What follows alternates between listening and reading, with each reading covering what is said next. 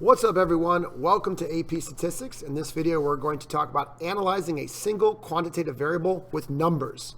So in the previous lesson, we talked about looking at a graph and analyzing a quantitative variable based on only a graph. Well, in this video, we're going to talk about only looking at a variables, only looking at the actual numbers, like the actual values. Now, I want to emphasize one more time that when you are talking, when you are describing quantitative data, you want to mention three things: shape, center, and spread, which is also variability. And of course, if there are outliers, probably worth noting. So these things got to be talked about anytime you look at quantitative data. But as I mentioned in the last video, how you answer the questions, how you discuss these three topics, shape, center, and spread, is different if you have a graph in front of you or if you actually have all the data values in front of you. So in the previous video, we were looking at graphs. Now we're going to be actually looking at the data values themselves and how you could measure shape, center, and spread by looking at your data values. So first, I want to remind you guys, super important topic. What is a statistic? I mean, this class is called statistics, right? So keep in mind, a statistic is any value that describes data from a sample. A parameter is any value that describes data from a population. And of course, the only way we can ever get that is with the census. So oftentimes we use a sample statistic to try to estimate what a population parameter it is. But listen, if you look at a histogram, which shows quantitative data, and you say, oh, wow, 42 trees have a height between 30 and 40 feet. 42 is a statistic. That's a value that came from a sample. Or maybe you say, wow, 13.2% of all the trees in my sample were over 60 feet tall. 13.2%, that's a statistic. It's describing your data.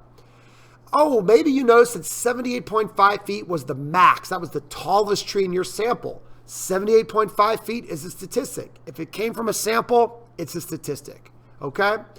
Now, there are many other statistics out there, and that's what we're going to start really learning about, like the super important ones today. All right, so let's first talk about shape. Now, this is kind of a boring thing because, to be honest, you really can't describe the shape of a data without actually seeing the shape in a graph.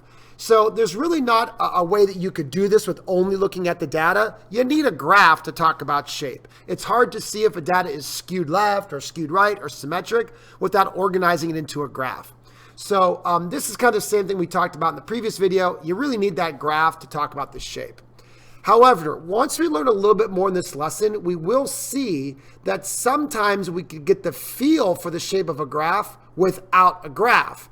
But we're going to talk about that a little bit later. But at the end of the day, if you have a graph, that's really the best way to talk about shape. All right, now let's move on to center because there's a lot to talk about here.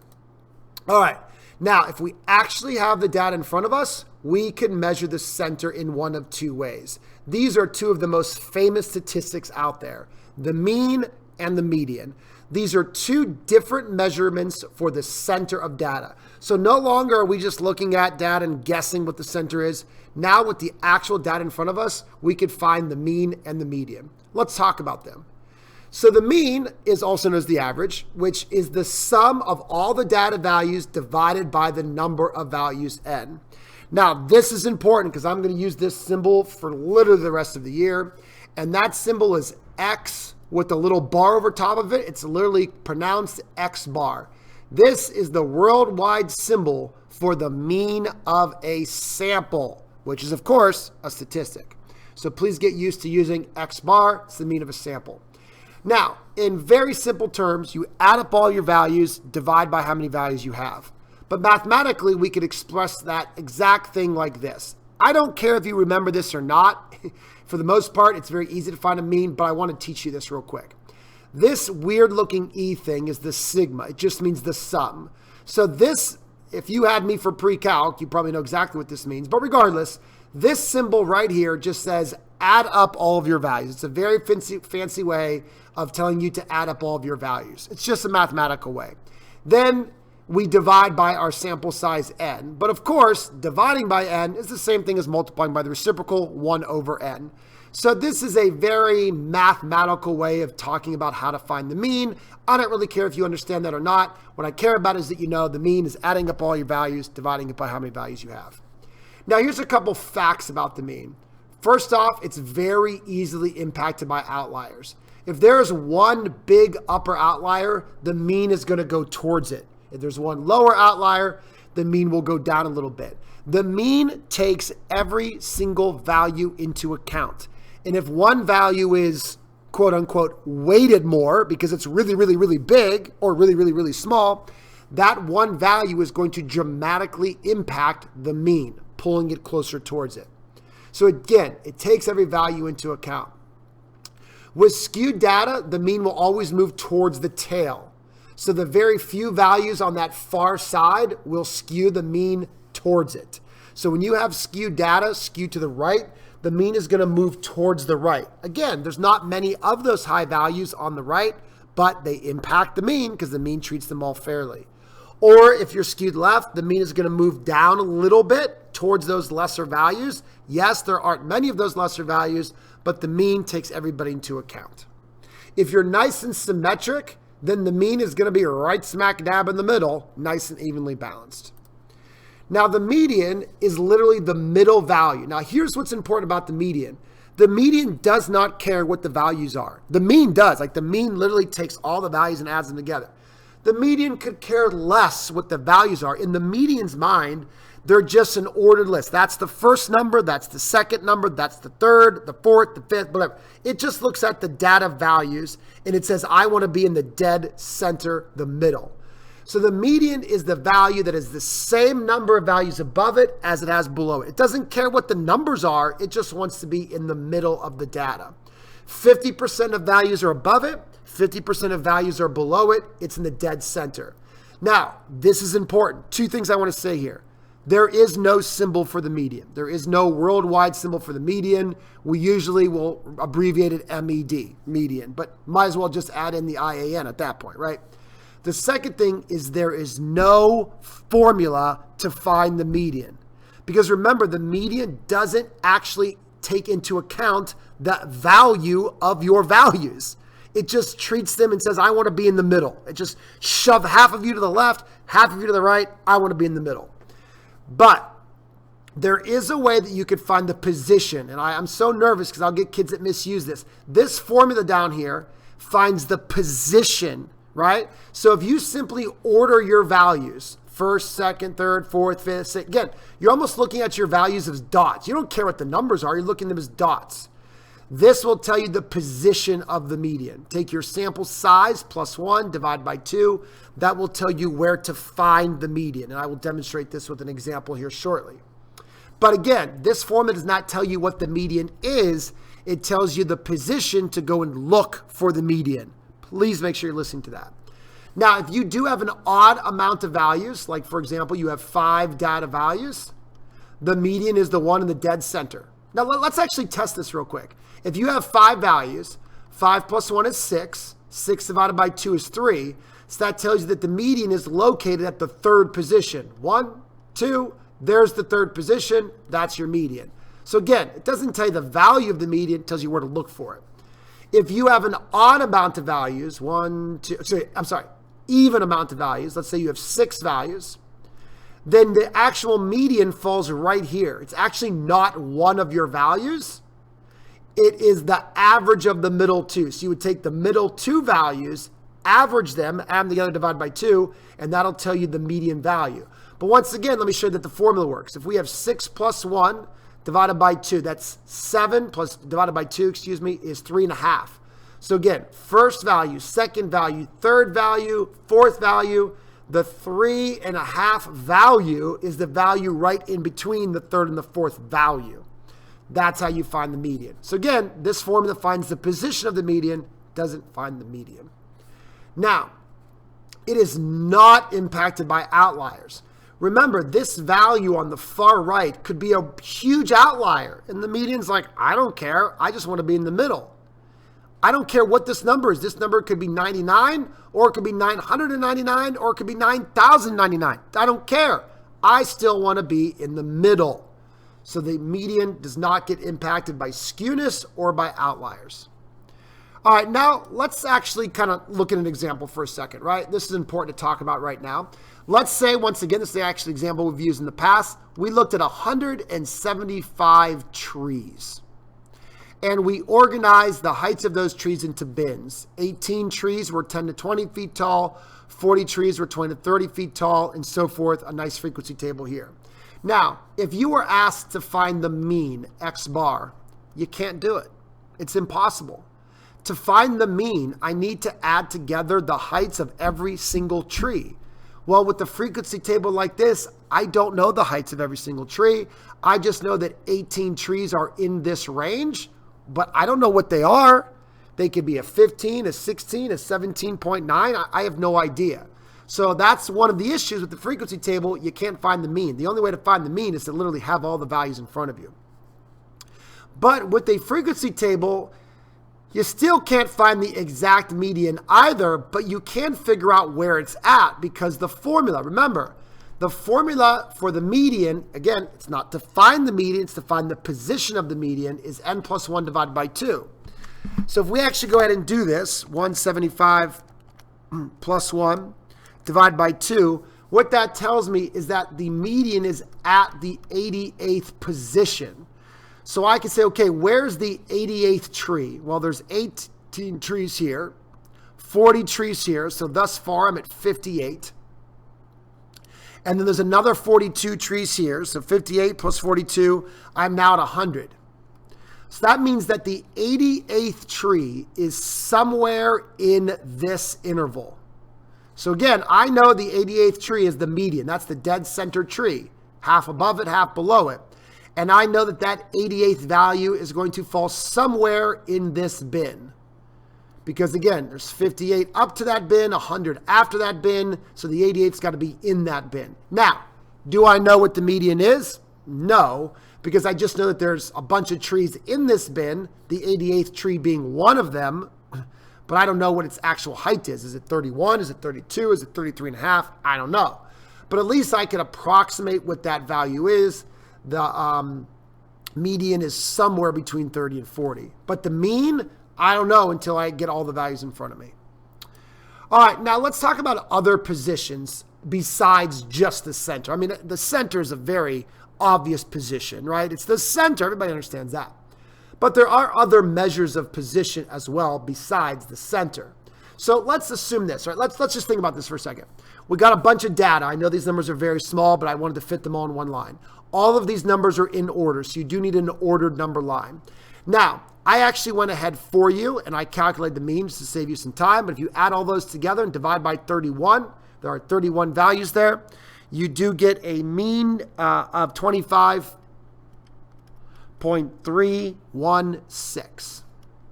Now, the median is exactly in the middle. So once again, I'm going to use that formula, 31 plus 2, 31 plus 1. I'm sorry, I don't know why I said that. The formula is 31 plus 1 divided by 2. 31 plus 1 is 32. Divided by 2 is 16. That doesn't mean the median is 16. It means it's in the 16th position. So 1, 2, 3, 4, 5, 6, 7, 8, 9, 10, 11, 12, 13, 14, 15, 16. There it is. 15.9 is the median. Once again, it was in that 16th position. That means half the trees are above, or not, these aren't trees anymore. Oh my goodness. Whatever these numbers represent, half are above 15.9, half are below it. That's clearly the center. But another measure of center is what we call the first quartile. It's the middle of the bottom half. So again, if I'm taking my data beginning to end, and I break it in the center, that's breaking the data in half, 50-50. But if I break the bottom and the top, now I broke my data into quarters. So this value would be the quarter 1, the middle of the bottom, and quarter 2 is, oh boy, I'm just sorry, I should restart this video, but sorry, we all make mistakes. Quarter 2 is known as the center. That's the median, 50%, right? 2 quarters, 50 cents. Quarter 3 is that mark that is the middle of the top. So when you break your data down into quarters, you're actually finding 25% positions. 25% here, 25% here, 25% here, and 25% here. The middle has 50% above and below. The first quartile, 25% above it, 75% all the way above it. Q3, the third quartile, 75% all below it, 25% above it. So these are, again, measures of position. So the quartiles are very famous. Again, the first quartile is just the middle of the bottom half.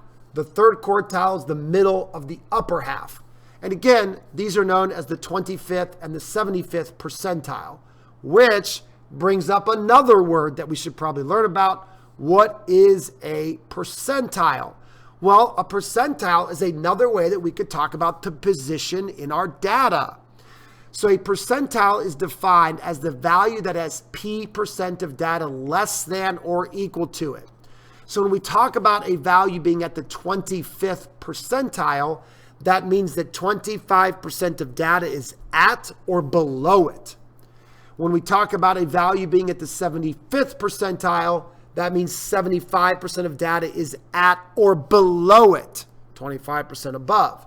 So the median is known as the 50th percentile because it's got 50% of data at or below it. So that's where we get these names, 25th and 75th percentile. But again, you could have a 30th percentile. The 30th percentile by definition means that 30% of values are at or below it. Now you typically see percentiles like on a standardized test. So when you take the SAT, maybe your score says that you are at the 85th percentile. That means that 85% of other students scored at or below you. That means you did really well. Now, you could also think about that means that 15% of kids did better than you. Now, we don't have a name for above. We just have a name for below. A percentile is by definition the percent below, right? So when we go back to our data here, I know this is getting kind of messy, but the third quartile is, again, the middle of the upper half. And what that means is that 75% of data is below it, but you guys could use your brains. If 75% is below, 25% is above. So those are the quartiles, okay? A percentile, again, you could have a 40th percentile, just means that 40% of data is below you. So again, it's proportion based. All right, now let's move into talking about variability or spread. There are a couple different ways to talk about how data varies. Obviously, we could use words, but we want to use some numbers as well. There are three numbers that talk about how data varies. That is the range, the interquartile range, and standard deviation. Let's talk about the range really quickly here. The range is very easy. It's simply your max minus your min. One of the easiest formulas in all of statistics, max minus min. Now, the only issue with the range is it's easily influenced by outliers, very easily influenced by outliers. So if your max is an outlier, then because your max is an outlier way above everybody else, it's going to look like you have a really big range. Or the same thing could be said for the min. If your min is a lower outlier, max minus min is going to create a very big range. So to be honest, we often don't use range, even though I'm talking about it right now. We really don't use it that much in this class because an outlier can make it look really big, and we don't want that to happen. All right, interquartile range. This is very often used in this class. Most of you have probably never heard of this. First off, we use the abbreviation IQR for interquartile range. The interquartile range is by definition the middle 50% of the data. It's the spread of the middle 50% of your data. So again, remember, the quartiles break your data into these chunks. So the middle 50% is between Q3 and Q1, the third and first quartiles. So Q3 minus Q1 is the formula to find the IQR of your data. Okay, let me go back to that example I drew all over here earlier, right? I know I've got all different kinds of stuff going on here. But again, the middle 50%, if you break your data into these 25% chunks, the middle 50% is from Q1 to Q3. That's the middle 50%, and that range is considered the interquartile range. Actually, the name makes sense. It's in between the quarters, interquartile range. Now, we love the interquartile range because it's not affected by outliers, because outliers would happen on the ends, but the interquartile range doesn't care about the ends. It just cares about the middle 50% of your data. Now, how does this actual number, because the interquartile range is a number, how does it talk to you about spread? Well, if you have a very small IQR, it means that the data in the middle is not very spread out at all. So again, if you have an IQR of say 5, what that means is that the middle of your data is only spread out by a distance of 5 units. That's pretty small. Whereas if you have an interquartile range of 50, well, that's really large. That means the middle 50% of your data is really, really, really spread out. So, a good example to understand this would be test scores, right? If you talk about test scores of maybe a large class of 100 kids, you got all these different test scores. If the interquartile range is 5, that means that 50% of the kids in the middle, their scores only range by 5, like maybe 80 to 85 or 70 to 75. It's a pretty small spread. Like that's a big chunk of butter in the middle, right? On my toast. Whereas if the interquartile range is 50, oh my gosh, that means there's a lot of spread, right? That means the middle scores were from, 30 up to 80. Oh my gosh, that's a wide range. So that would be a bigger spread. All right, now the last way that we measure spread is with standard deviation. Now, let me say a couple things here. First, the symbol for standard deviation of a sample is S. Pretty simple, standard deviation S. It's the standard deviation of a sample. The formula is rather complicated. It's similar to the mean in the sense that it needs all of the values. I'm not going to waste my time teaching you how to find standard deviation by hand because I'm never going to ask you to do it. I will either give you the standard deviation and you need to understand what it represents, or we could use a calculator to find it for us, which I will demonstrate in actually one moment here. But it's important that you understand the definition. The definition is how far a typical value is from the mean. Standard deviation, I'm going to repeat that. It measures how far a typical value is from the mean. So the standard deviation is always paired with the mean. They need each other to be truly describing data. You would never tell me the standard deviation without also telling me the mean. Because again, it's a measurement of how far data is from the mean. All right, so we'll talk more about it as we go out throughout this video. But again, I know that formula is ugly. Don't worry about using it. Worry about understanding it. Now, here's the kicker. This is really important bullet point right here. Most data is within one standard deviation of the mean. Okay, this is great. This talks about spread, right? Large standard deviation means that most data is far from the mean. If you have a large standard deviation. If you have a small standard deviation, it means that most data is near the mean. So let me give you an example to really kind of make sure that you understand this. If your mean is 80 and your standard deviation is 2, that means most data is from 78 to 82. That's a very small spread. That means my butter is chunked between 78 and 82. But if I have a mean of 80 and I have a standard deviation of, say, 17, now that means my data is really stuck between 97 and, if I subtract 17, 63. So now that tells me the majority of my data is from 63 to 97. Now, listen, I'm not saying all my data, right? I could still have some values above 97 or some values below 63, but not much. Most of your data will be in that range, and that's very spread out. So this is how standard deviation could literally tell us how the data is spread from the mean. So it always comes with the mean. All right, now that we've learned a lot, right? There's still a little bit more in this video, but let's actually practice this, right? We've learned a lot, let's practice. So here is a set of 10 values, very generic. I'm not going to tell you these values represent, just very generic. And let's just say that I want to find the mean, the median, the standard deviation, the IQR. I want to find all that fun stuff. Now, you could do it all by hand. You could add these up by hand and divide by 10. You'll get the mean. Finding the median is very easy to do by hand. 10 plus 1 is 11. 11 divided by 2 is 5.5. So 1, 2, 3, 4, 5. 5.5 would be right here. That means the median is right in between 19.5 and 20. So I would add 19.5 and 20 together and divide by 2, and you would get 19.75. All right, now the rest of it, you really don't want to do the rest of it by hand, right? And this is where I'm trying to teach you guys that I am never going to ask you to do all of this work by hand. We have calculators, we have technology, let's put it to use.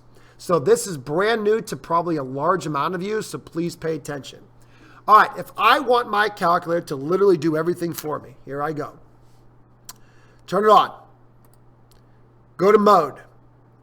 Please go all the way to the bottom, which is easier if you go up to get to the bottom. Make sure Stat Wizards is turned on and Stat Diagnostics is also turned on. If those are turned off, turn them on. All right, now what I need to do is I need to enter this data into my calculator. To do that, we hit Stat. Hey, it's Stat class. We're going to hit that Stat button a lot.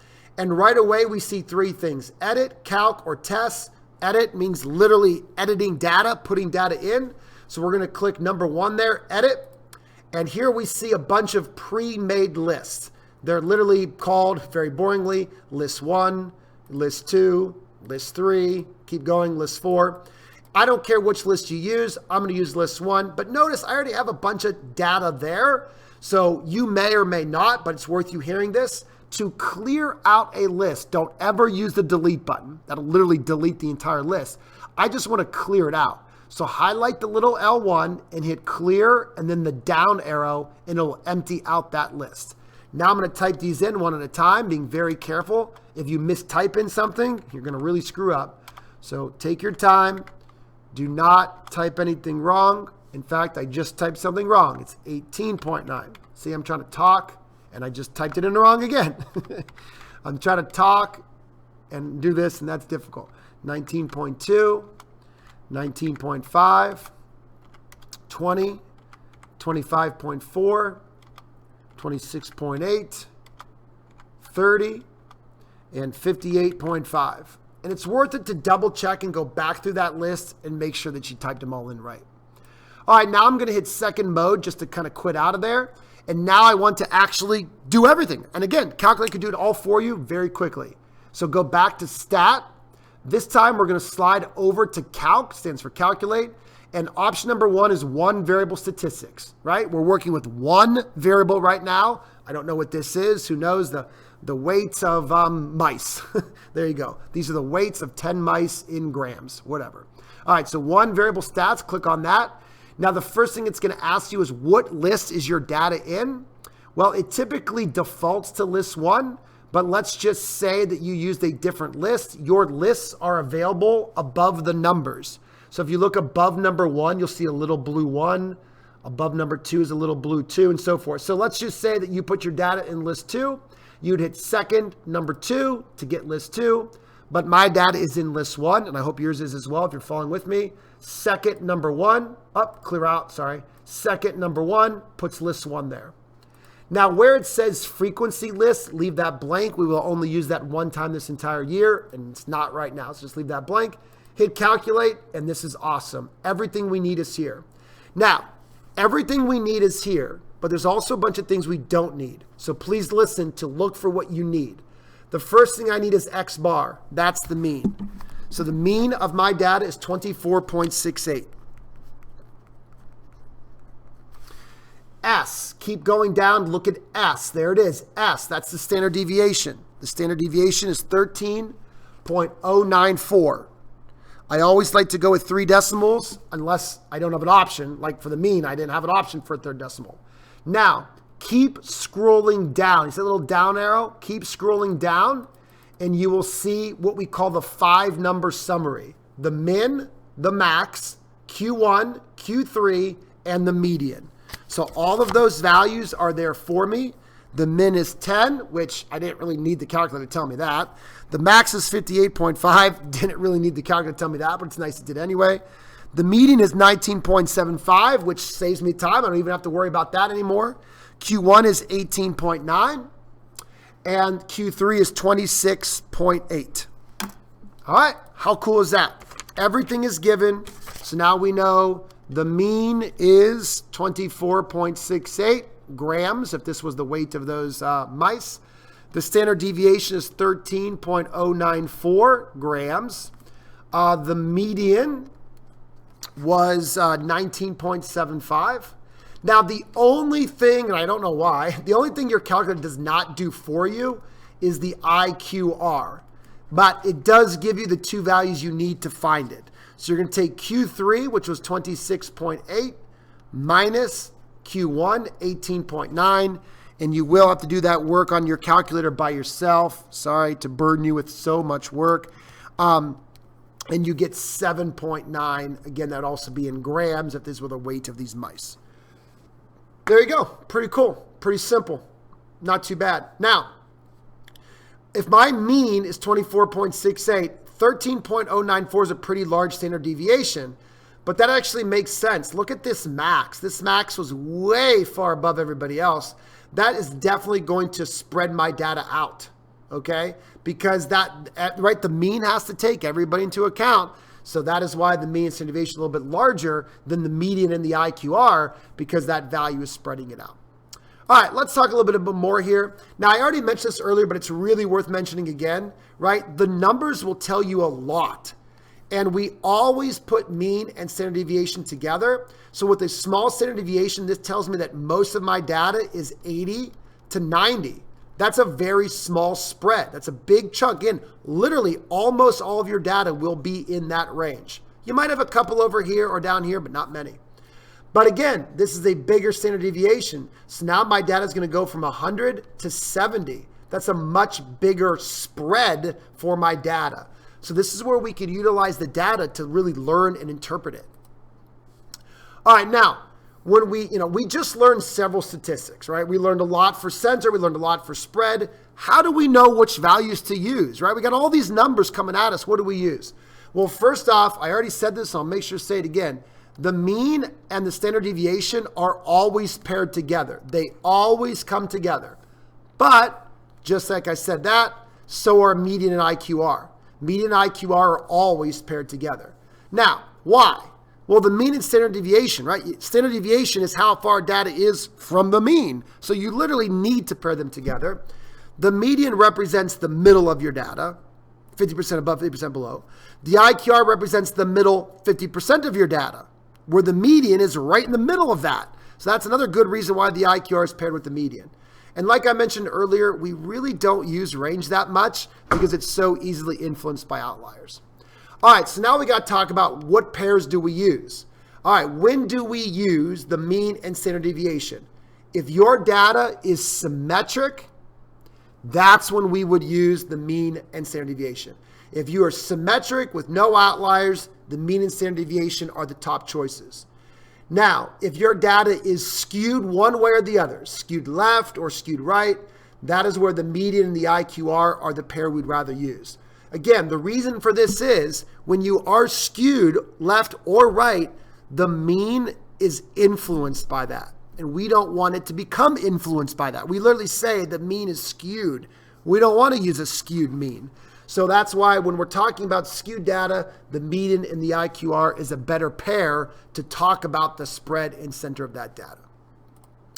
All right, now let's talk about how shape affects center and spread. So when you are symmetric, both of these pictures are symmetric, well, the median and the mean are going to be very close, right smack dab in the center, right? When you're nice and symmetric, your mean is evenly balanced by high and low numbers.